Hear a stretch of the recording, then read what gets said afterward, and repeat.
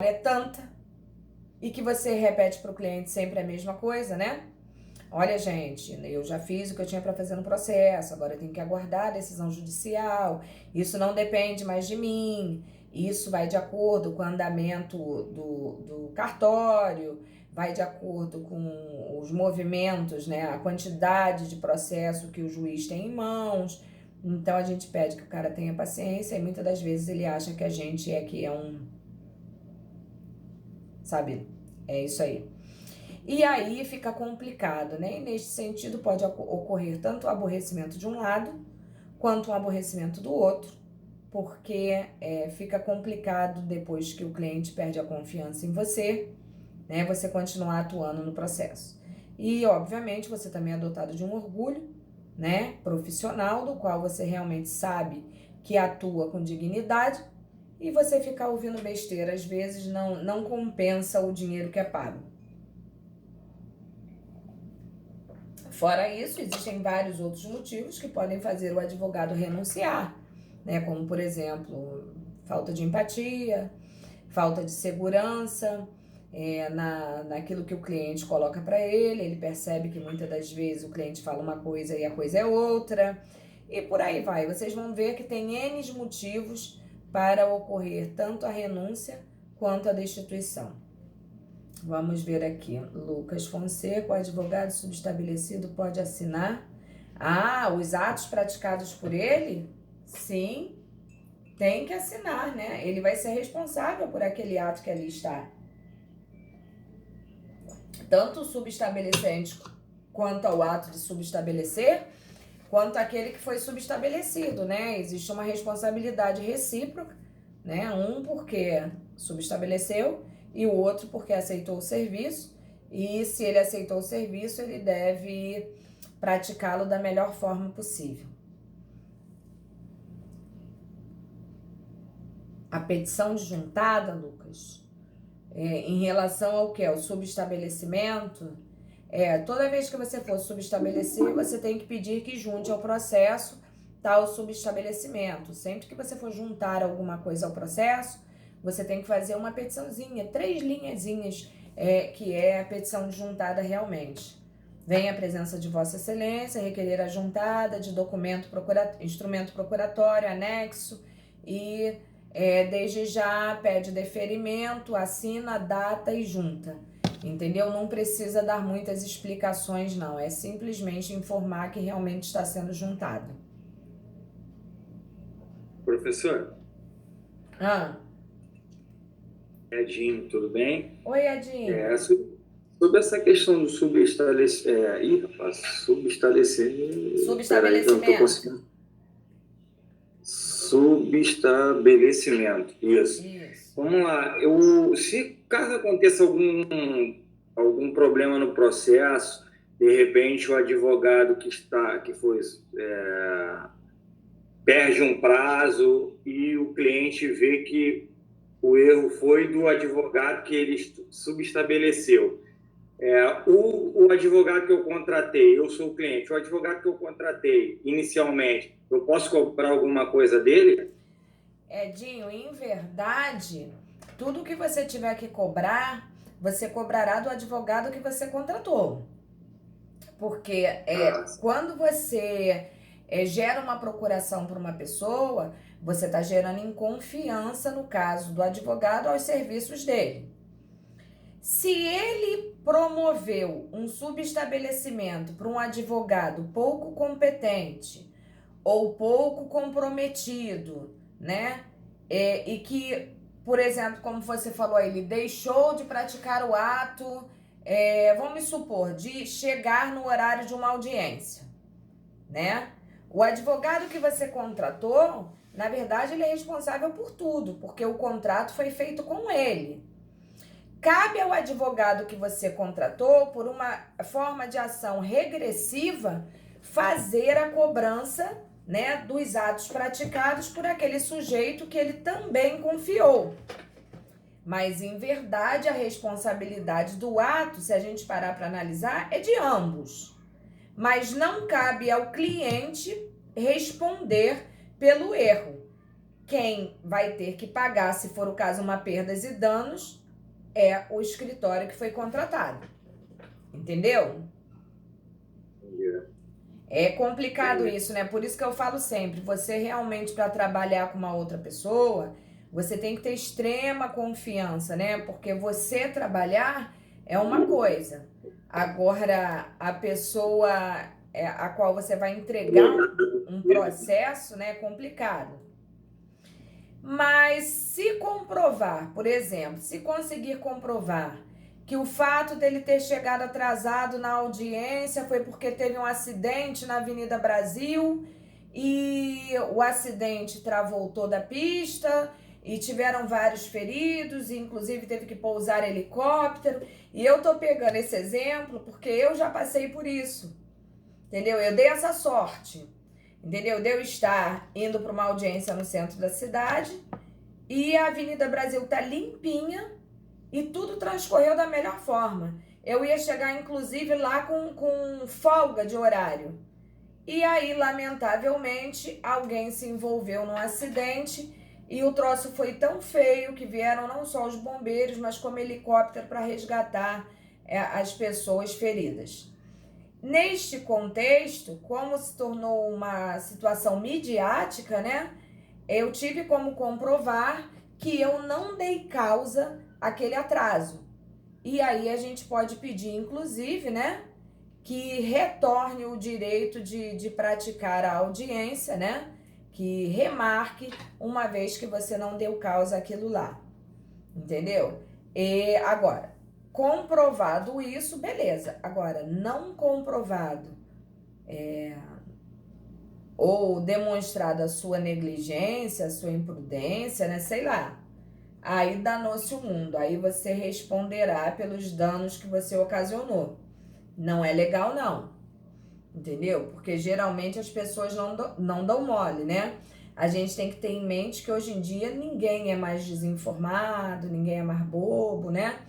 E que, em verdade, as pessoas estão com pouca tolerância, não é isso? Porque problemas acontecem com qualquer um. Assim como o cliente pode chegar atrasado e te deixar em apuros, o advogado também, né? Afinal de contas, nós somos gente, né?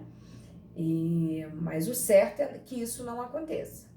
A verdade é essa. Tranquilo, Edinho? Tranquilo, obrigado. Professora, Oi. nesse caso aí da reparação de danos, não só o escritório que foi contratado, como o subestabelecido também vai ter que arcar com as despesas? Olha só, o que acontece? Na verdade, a responsabilidade é do escritório contratado, juntamente ao advogado que se responsabilizou pelo processo. Se eu sou responsável por um processo, eu não tenho como atuar na audiência de amanhã e eu subestabeleço para você, você acabou de assinar o quê? Um contrato comigo de serviços prestados, correto? Sim, sim. Obviamente você não vai para lá de graça, né? A não ser aqueles caras que são muito amigos nossos e que a gente acaba assim trocando, né? Ó, eu quero teu galho aqui, tu quebra meu galho ali, uma mão lava a outra e tá tudo beleza. Quando a gente tem esse nível de amizade, obviamente que a gente suporta o ônus da coisa, né? Porque a gente sabe que problemas acontecem. Agora, quando eu não posso comparecer e eu contrato, por exemplo, um outro advogado pagando a ele, eu não posso me eximir da culpa de ter ocasionado o dano ao meu cliente, porque a grande responsável sou eu. Então, eu vou ter que arcar com o dano daquela situação ali. No entanto, como eu confiei nos trabalhos de um outro advogado, e que inclusive eu paguei para que ele efetivamente praticasse aquele ato, ele também é responsável, uma vez até que quem assina o procedimento é ele. Então, neste sentido, caberia a mim, tá, uma forma de ação regressiva contra ele. O meu cliente vai cobrar de mim e eu vou cobrar dele. Entendeu aí, princesa? Sim, entendi. Obrigada. Nada, minha linda. Dando continuidade aí, gente. Olha, então aí tá assim, né? Porém, é certo que esse exercício pode cessar, tanto por vontade do advogado, que é a renúncia, como por parte do cliente, que é a revogação. Se não houver renúncia ou revogação, o término do mandato se dá com o fim do processo, ou seja, concluída a causa ou arquivado o processo, presume-se cumprido e extinto o mandato, tá? Não tem a menor, como é que se diz? Não existe problemática no sentido do cliente também assinar uma procuração para mim em 2020 para atuar em um processo e eu querer, com aquela mesma procuração, atuar num processo de 2025, né? Com aquela procuração de 2020 referente a um outro procedimento, tá? Então, esse risco também não é um risco que o cliente venha a sofrer. Não existe como fraudar esse tipo de situação, até porque, se isso vier a ocorrer, tá? Não só existe a sua assinatura ali, mas também existe a assinatura online, que é por onde a gente peticiona e protocoliza a procuração, assim como a renúncia e a revogação. Tranquilo?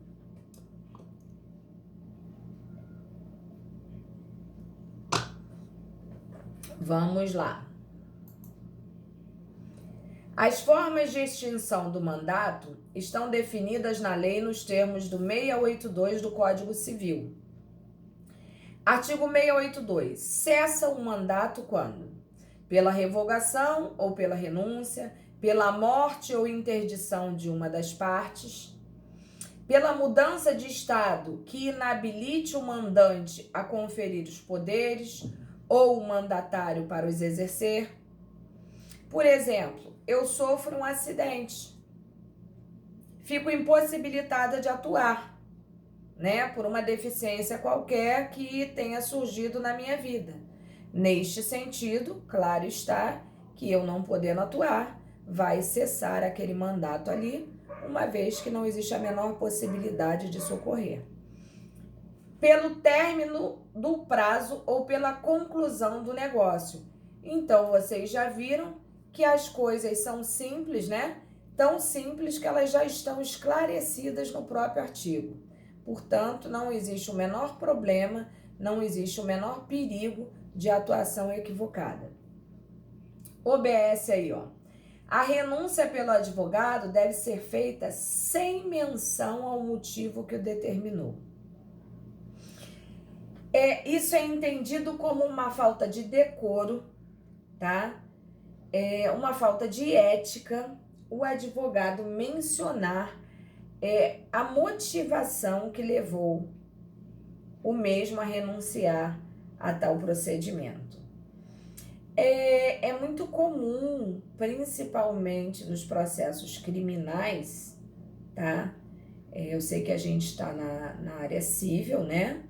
Mas é muito mais comum no crime do que na civil, inclusive, o advogado renunciar ao processo. Por quê? Porque ninguém quer trabalhar sem receber. Até porque processo é uma coisa que dá muito trabalho, muito mesmo, dá muito estresse, é tempo para tudo, é prazo para tudo, e se você perde prazo, você cria um problema muito sério, e às vezes você atua em nome do cliente e ele ainda fica insatisfeito, entre outros fatores. E aí o cara acha que, por bem, deve deixar de te pagar. Nunca cometam este erro de justificar que vocês estão renunciando a um processo por falta de pagamento ou por qualquer outro motivo, tá? Em regra, o que os advogados têm colocado, né, e usualmente utilizam na renúncia é que por motivos pessoais eles estão renunciando ao processo, e ponto e acabou. Até porque o juiz também não vai te perguntar a motivação. Ele vai aceitar a sua renúncia e acabou, tá? E isso fica assim, se o cliente se sentir ofendido, cabe a ele questionar o porquê da renúncia. É o que em regra também não acontece, entendeu? Porque obviamente quem fica te devendo não vai questionar a falta de trabalho, né? É basicamente isso aí. Não que a gente não possa renunciar por motivos diferenciados. Pode, mas quando um advogado, em regra, larga o processo, ou é por uma quebra de confiança com o cliente, ou é porque não recebeu. É a regra básica. Podendo existir outros fatores, mas em regra é isso aí. Então, olha bem, a lei processual confere ao advogado o direito de renunciar a qualquer tempo o mandato. E é a qualquer tempo mesmo, tá, gente? Pode ser antes da sentença, pode ser depois da sentença, pode ser em fase recursal. Não existe o menor problema em relação à renúncia. O problema está em a forma como você pratica a renúncia e a responsabilidade que você tem com aquele processo durante um período de tempo posterior à sua renúncia, que é o que a gente vai ver aqui no nosso materialzinho. Olha bem, provando na forma prevista neste código que comunicou a renúncia ao mandante, a fim de que este nomeie sucessor. Isso está disposto no 112 do CPC, tá? O que é isso? Eu vou renunciar, eu tenho que comunicar ao meu cliente que eu estou renunciando ao processo. E da mesma forma, a regra dispõe que a gente também não tem que justificar para o cliente, uma vez que a motivação ele já sabe. A verdade é essa. A não ser, óbvio, eu vou morar no exterior, surgiu um serviço no exterior e eu vou para lá. Aí nada mais justo do que você chamar o cliente, né, e falar, olha, lamento muito, mas surgiu realmente uma proposta de trabalho, eu vou ter que sair do seu procedimento, eu vou renunciar aqui, mas lhe informando a motivação. Até porque se um dia eu vier a voltar, gostaria muito que você voltasse a participar da minha carteira de clientes, né? Quando a motivação é uma motivação justa, a gente explica ao cliente, óbvio. Agora, quando a motivação é aquela que o cliente já está careca de saber, basta você informar que está renunciando a partir da data tal aos serviços que ora seriam prestados por você. Então, olha só. Porém, tem o advogado que continuar na representação durante 10 dias. Lembra que eu falei que tinha um períodozinho de tempo que você ainda era responsável pelo processo? Durante 10 dias seguintes, desde que necessário para evitar prejuízo ao mandante. Por que desde que necessário? Porque pode ser que você avise para o cara hoje e amanhã já tenha um novo advogado no processo. E cabe a você acompanhar esse tipo de coisa neste período de 10 dias. Ou, se a criatura também informar para você, olha, eu vou botar fulano de tal. Ok. Você vai olhar o procedimento e a hora que entrar lá uma nova procuração, você vai saber que você está livre daquele procedimento ali. Agora, se dentro deste período de 10 dias, tá, surgir alguma coisa para efetivamente ser feito no processo e você não fizer, você simplesmente se abster de fazer aquilo que seria o seu papel, você também arrumou um problema, tá? Então, não esqueçam que essa responsabilidade, ela existe e ela é literalmente cobrada de nós. Bom, já a revogação decorre de um ato de vontade do cliente. E muitas das vezes, acreditem vocês, o miserento nem avisa, tá? Acreditem vocês, às vezes a gente passa por essas circunstâncias. E muitas das vezes você não deu causa a isso não. Às vezes o cara não tem como continuar te pagando, e aí surge aquele coleguinha, né, que acabou de se formar, ou o namorado de fulana que faria por R$ 100, e o cara simplesmente te destitui daquele poder ali, e ponto, e acabou. E quando você vê, falou, epá, eu não tô mais no processo, não está mais no processo. Aí cabe você decidir se vai efetuar a cobrança dos valores que foram devidos a você e que o infeliz não chegou a efetivar, entendeu? Aí cabe você definir se vai fazer ou não, tá? Isso é muito pessoal, né? Você tem que pesar os prós e contras, mas fato é que você tem direito a receber até onde você trabalhou. Não tenham dúvida disso. Inclusive, se você trabalhou até certo ponto no processo, se essa sentença que for dada ao processo demandar algum tipo de indenização, não tenham dúvida que vocês terão parte desta indenização na medida do trabalho que vocês praticaram, tá? Porque, afinal de contas, se chegou até aquele momento do processo, foi porque você atuou em uma parte dele. Bom, já a revogação decorre de um ato de vontade do cliente, diferentemente do que se viu em relação à renúncia, quando o advogado deve dar ciência ao cliente. O código não traz a necessidade de o cliente, que é o mandante, comprovar que deu ciência ao advogado. Gostaram? Ele não tem a menor obrigação de fazer esse tipo de comprovação no judiciário. Se ele for questionado, basta falar, eu avisei. E ponto. Tá? Tal regra consta no 111 do CPC, que apenas determina que a parte que revogar o mandato outorgado a seu advogado constituirá no mesmo ato outro que assuma o patrocínio da causa. Ou ele comprove que não há condições e assim ele vai para a defensoria. Outro aspecto relativo à revogação se refere aos honorários. É certo que a revogação não afasta o cliente do pagamento de honorários, inclusive sucumbenciais, sendo ideal que o contrato preveja exatamente o que ocorrerá em caso de revogação. Gente, o dia que vocês fizerem o contrato de escritório de vocês, percam tempo, mas amarrem ele todo. Em situações de revogação, em situações de renúncia, em situações de abandono, em situações de tudo, até de mudança de endereço. Porque tem cliente que é tão maravilhoso, que o cara se muda, troca de telefone e não deixa para você nenhum nem outro. E aí como é que você faz? Se você tiver que falar com ele sobre algum ato processual, do qual você necessite ou da presença dele, ou de algum documento, ou qualquer coisa parecida.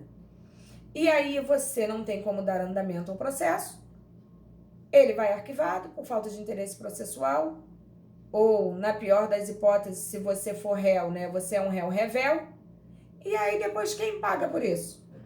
Você. Entendeu? Então amarrem bem o contrato de vocês para que vocês não sofram desse tipo de situação. Bom, até aqui tudo bem? Tudo entendido?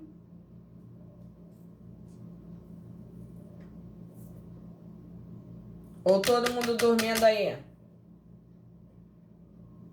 Calma que daqui a pouco eu dou 15 minutinhos para vocês tomarem um cafezinho. Tá bom? Eu percebi o quanto eu fui má na semana passada com vocês. Depois eu cheguei a ficar com dor na consciência. Falei, caramba, eu acho que eu fui muito dura, né? Porque eu dei a aula direto e não deixei nem vocês levantarem para ir ao banheiro. Então, eu vou dar 15 minutinhos daqui a pouco para vocês. Vamos lá. E aqui, ó, tem um modelinho de renúncia também. Professora, mas para que a renúncia somos nós que efetuamos, né?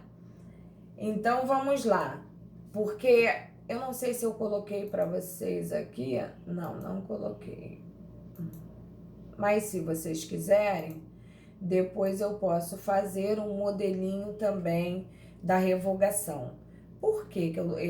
Pô, professora, para que um modelo de revogação se a gente só pratica renúncia?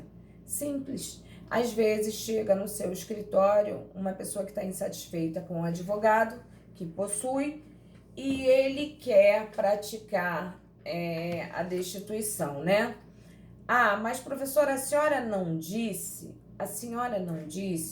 que não precisaria, por parte do contratante, ele explicar nenhum tipo de situação desse nível? Ok. Mas antes de tudo e mais nada, nós advogados temos que ter ética, tá? Primeiro porque vai aparecer no escritório de vocês um monte de gente falando mal de advogado. Ah, porque o advogado X fez isso, porque o advogado Y é muito careiro, porque não sei o que lá. Muito cuidado com este cliente, muito reclamão, muito falador de advogado. Provavelmente ele é um péssimo pagador ou ele é uma pessoa pouco comprometida. E não vai ser você que vai cair na esparrela de ficar ouvindo uma criatura falar mal de outro profissional, teu colega, se realmente não existir causa provável para isso, tá? Quando você percebe, pelo que o cara tá falando, que o advogado realmente deu mole, né? E que deu muito mole, não foi um mole só, aí é outro papo. Aí você mesmo pode entrar em contato com ele, não é muito usual, mas eu acho muito mais ético. Inclusive, você explicar que você está entrando no processo, que o cliente veio te procurar, mas como eu sempre falo, isso vai muito de cada um, do proceder de cada um, né? Tem gente que acha que realmente não tem necessidade e outros tantos acham que é melhor. Aí fica realmente a critério, porque a lei não impõe isso a ninguém. E aí eu botei um modelinho para vocês de renúncia, né? O nome do advogado, se vocês repararem, é uma mini petição já, uma vez que lá em cima já tem o endereçamento para a vara que você vai efetivamente colocar a renúncia, tá? E aí coloca, vem a presença de Vossa Excelência com o elevado acatamento, essa coisa bonita do direito, né? Renunciar ao mandato conferido por fulano, que é a representada, para a atuação dos autos em epígrafe por motivos de foro íntimo. Você não precisa explicar o que é, tá? Já subentende ali, subentende-se o que seja. Em atenção ao disposto ao artigo 112 do novo Código de Processo Civil, o renunciante requer a juntada aos autos da prova de comunicação da renúncia ao mandante.